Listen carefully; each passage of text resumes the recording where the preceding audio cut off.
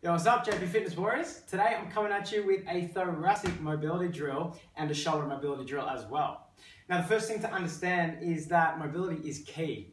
And what I mean by that is position, really. Position is king. You know what I mean? How many guys do you know who are pressing really tight through that shoulder girdle, really tight to that thoracic region, so they end up pressing like this, and you know, it's all a massive collapse. And what I tend to find is because we are, or most of us are, high performance athletes, or we're very conscious of our posture, we can sort of hide it just a little bit. So the way we hide it is by really extending that lower back, or that sort of, you know, lumbar thorax region, or that lumbar thoracic region, that sort of TL joint.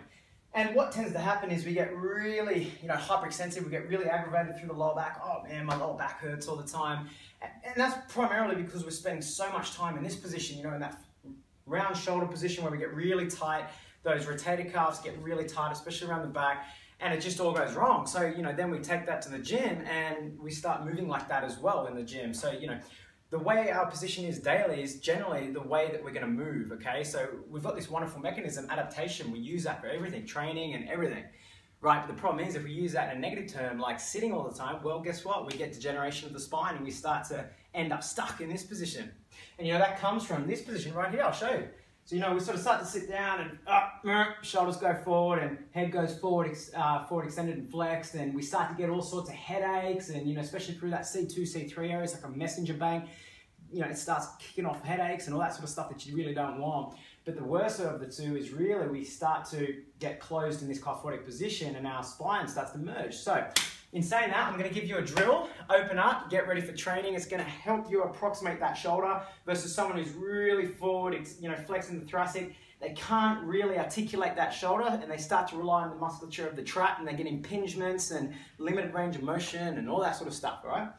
So first things first, get yourself one of these. Hey, like I get all my clients to get themselves one of these. This is the king dingling of your mobility stuff, all right? This is where it's at. So this little bad boy is called a posture probe. Get it for about 35 bucks, maybe 40 at most. And you know, it's like liquid, it's like, you know, rubber gold.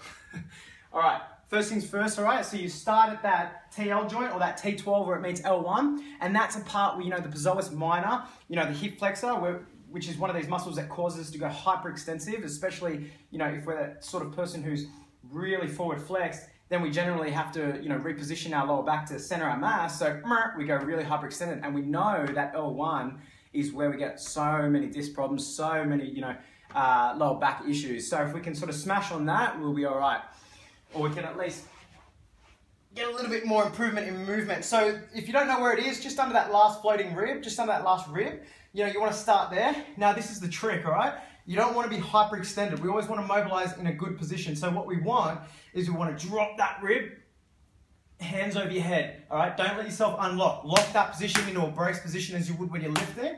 Hands over, and just start mobilizing. Just like that. And what that's doing is getting a little bit of movement in that joint. And you remember, mobility is not flexibility. That's just one, you know, one small part of it, a third of it. As great, you know, as all the greats like Greg Cook talk about, you know, Boyle talk about, you know, Kelly Starrett talk about. It's all about joint dysfunction, you know, muscles, fascia, and motor, you know, motor patterning. And we can't get good motor patterning or good movement if we're not in an optimal position, no matter what your goals are. So this is key, this sort of stuff. And I get my guys to do about 20 minutes before they train, you know, every time, and it makes such a big difference. It's one of those underrated things in our industry.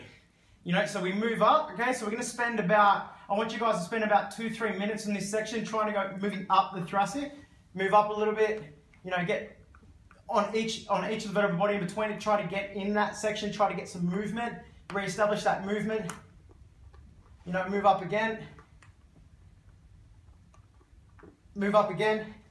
keep yourself locked.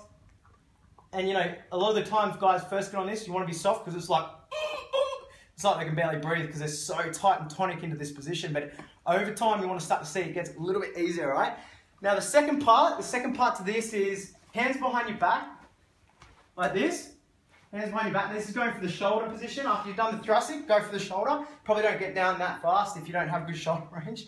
All right, now what you're going to do is you're going to lay down. Now if you can look at my rear delt or the back of my shoulder, all right, what you're aiming for is you're aiming to drive that into the ground. Straighten out that cervical spine. You want to look down your sternum, get that cervical spine as close to the ground as you can. and drive the arms into the ground. Now you want to hold this for about 2 minutes, okay? All right, so drive that into the ground, hold it, belly tight. Keep that belly tight, keep it locked as possible, drive the arms in.